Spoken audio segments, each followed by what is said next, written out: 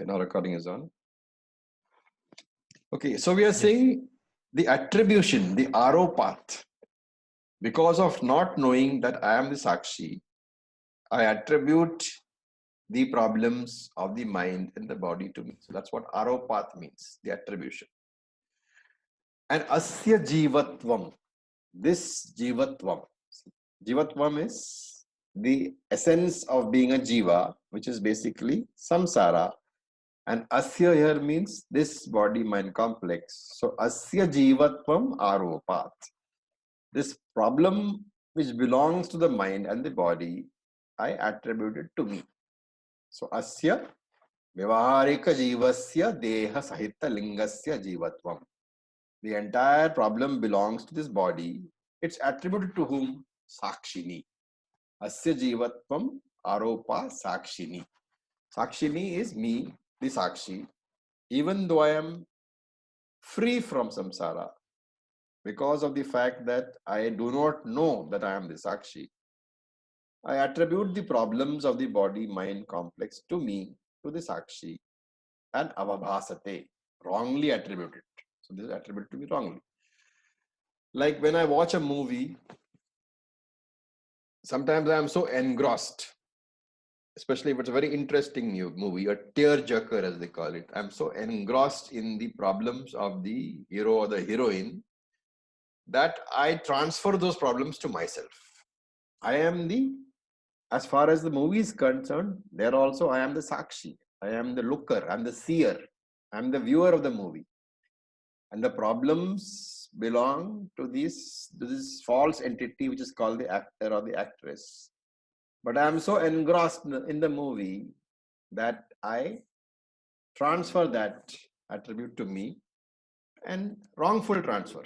So this is technically called dharma adhyasaha, the false transference of the property of one object to another object, which we studied earlier when we said upadhi. Upadhi is that which the attribute of that without upadhi is transferred to the upahitam, who is the sakshi. Like a red flower next to a colorless crystal. If you put a red flower or red lamp next to a colorless crystal, the crystal appears red in color. This is mistake number one. He says this transference is mistake number one. So supposing there is a red crystal, absolutely clear crystal on your table, and you put a red lamp next to it, the crystal appears red to you. And not realizing that the crystal is not really red, but it is colorless, and it has a false transfer of the color of the lamp to itself. That is why it appears red. Not realizing this truth, this is your first mistake. And what is the next mistake? Because of the first mistake, wherein I do not realize that the crystal is not really red in color, it is only a false reflection. That is mistake number one. But that mistake number one leads to a mistake number two, which is I try to clean the crystal to remove the red color, which is not going to work, right? The red color is not real. So by cleaning, it is not going to go away. Similarly, all your problems are caused by false transference. We all think that the physical problems of the body are my problems, that the disturbances in the mind are my disturbances. And therefore, the first mistake lies here in not understanding that the disturbances or the physical illnesses do not belong to me, they belong to the body and the mind. That is mistake number one. But not having realized that mistake, what do? I go and try a solution, try to find a solution for this samsara.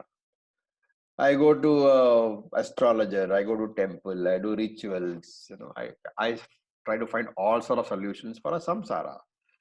And this samsara problem is not mine really. It belongs to somebody else. It belongs to the body-mind complex, because I am the Sakshi, free of all these problems.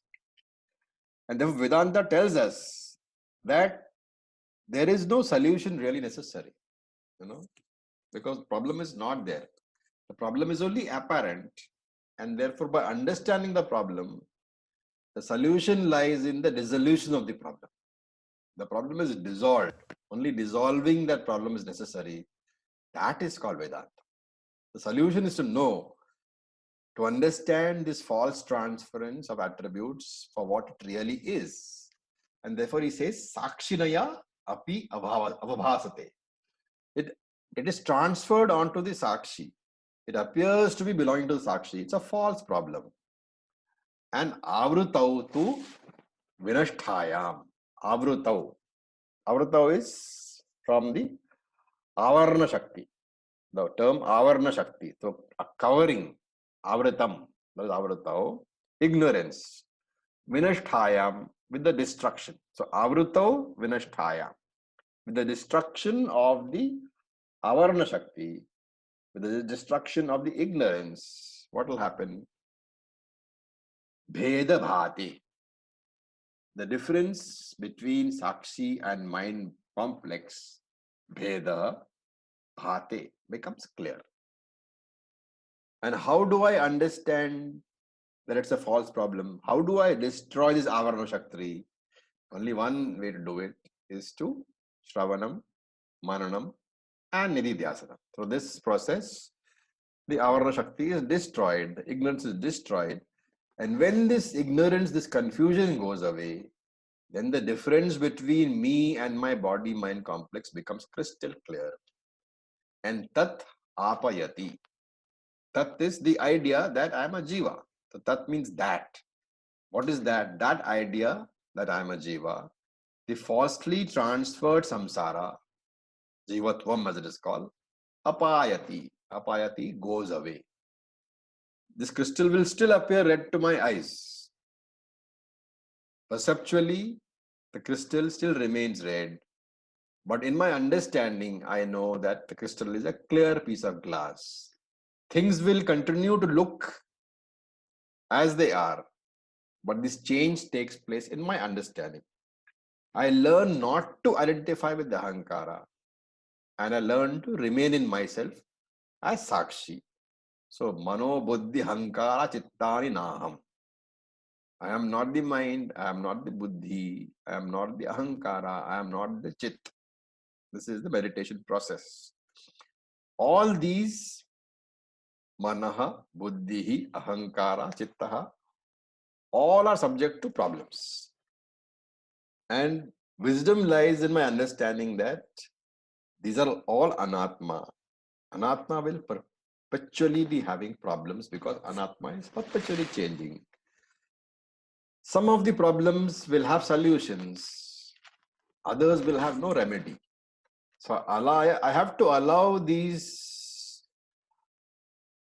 this body, mind, sense complex, this mind, this buddhi, this ahankara, chittani, I have to allow them to go through their problems. Why? Because it is the nature of the anatma to have problems. Continuous change is the nature of the anatma. Shadvikara is the nature of the anatma. And because of Shadvikara, there will be constantly problems coming up. Any change will give rise to some problem or the other. Some problems I may be able to solve. Other problems I will not be able to solve. So I have to understand that not every problem in life is solvable. And I have to learn to get this body-mind complex to go through life, going through Shadvikara, going through changes in life, solving some problems, and learning to accept the problems which cannot be solved without being affected myself.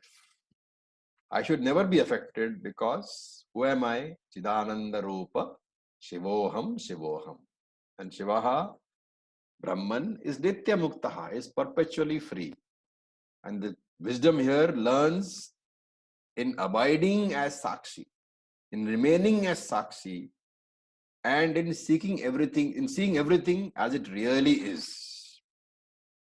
And instead of trying to solve my problems, ask myself, do I really have a problem? Before solving the problem, I should know whether I have a problem or not. And therefore I ask myself, do I have a problem or not? And the I here is extremely important. The I is the real I, the higher I, the Sakshi. And the answer is no. Sakshi never has a problem. And that is why Ramana Maharishi always said, ask, who am I? That is the main question in life, to find out who you really are. And once you know who you really are, then ask yourself whether you have any problem or not. So the final answer according to this verse is to sort out this matter. Find out who is the locus of the problem. Where is the locus of the problem? And we find that when we inquire into this so-called problem, the lower I resolves, the problems disappear, the higher I alone remains. Okay.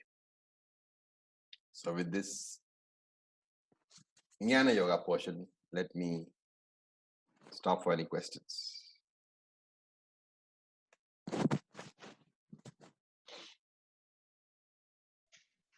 Raviji.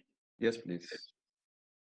So once we had discussed that Shankaracharya says there's actually no such thing as moksha or no such thing as bondage. Is this what is this what he was referring to, or does that come somewhere else? See, the fact remains that you are Brahman.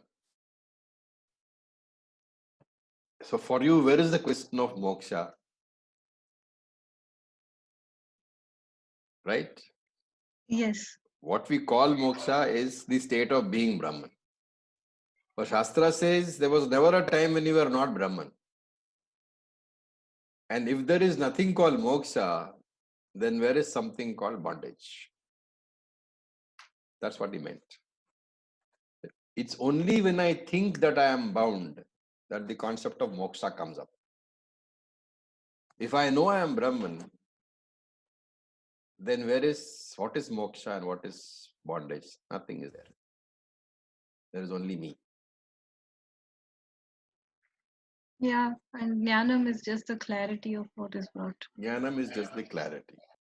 That is the beauty of our scripture. It doesn't, at the end of the entire study, when you finally discover that you are Brahman, you will also have discovered that you have been Brahman all the time. And nothing new has been added on.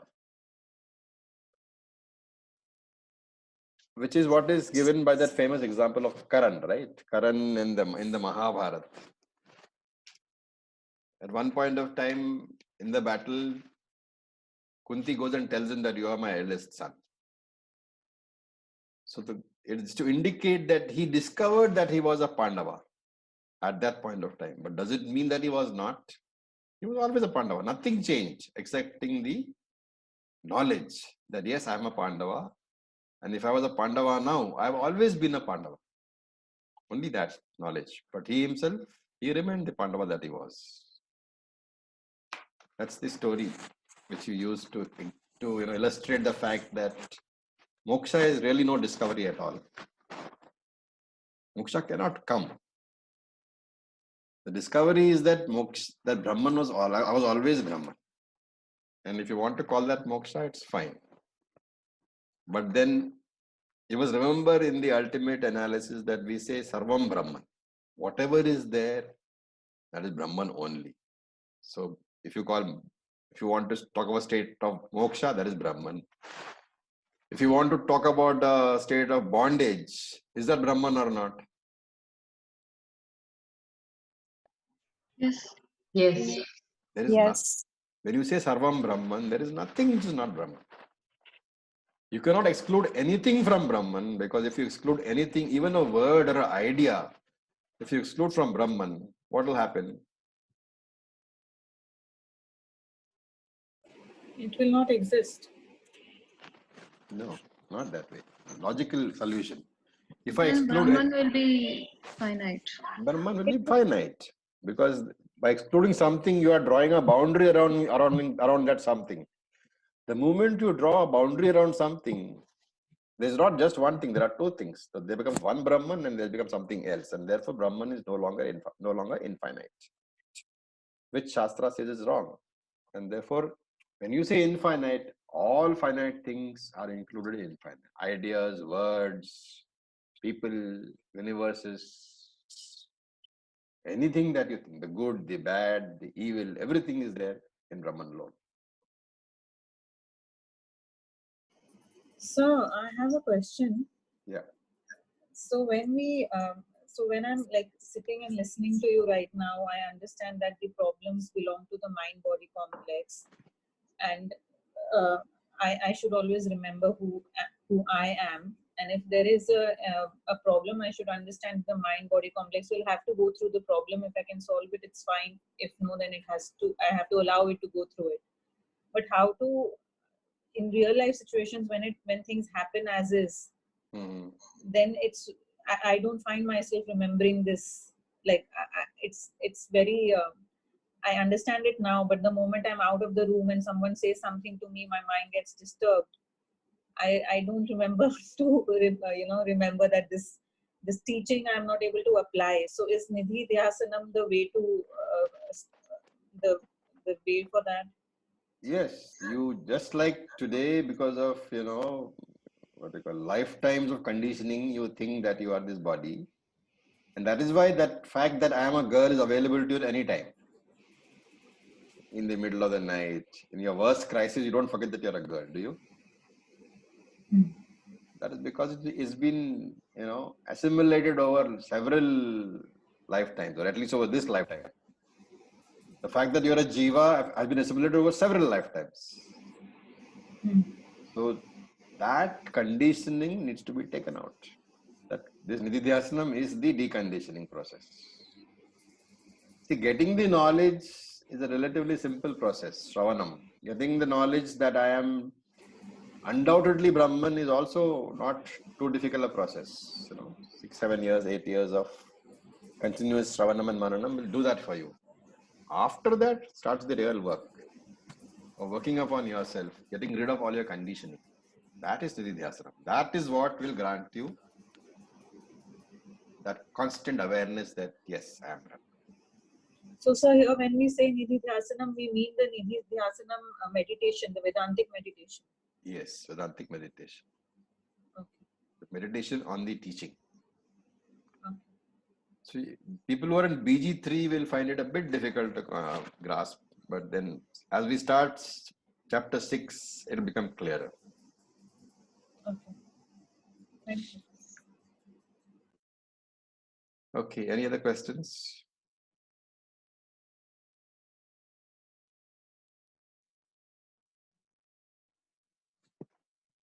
All right, so we are running out of time, and then we should probably stop here. The next time we'll do verse number 18. So thank you for your patience. Is the 7:30 time okay, or would you like it 8 o'clock? No, sir, not 8. 7:30. 7:30 is fine, right? Okay, so we'll keep it at 7:30. 7 or 7:30. So we'll keep it at 7:30. Okay. Om Purnamadav Purnamidam Purnat Purnamudachyate Purnasya Purnamadaya Purnam Eva Vasishyate. Om Shanti Shanti Shanti. Om Tat Sat. Om Namah Shivaya. Have a great weekend, guys. Om Namah Shivaya. Good night.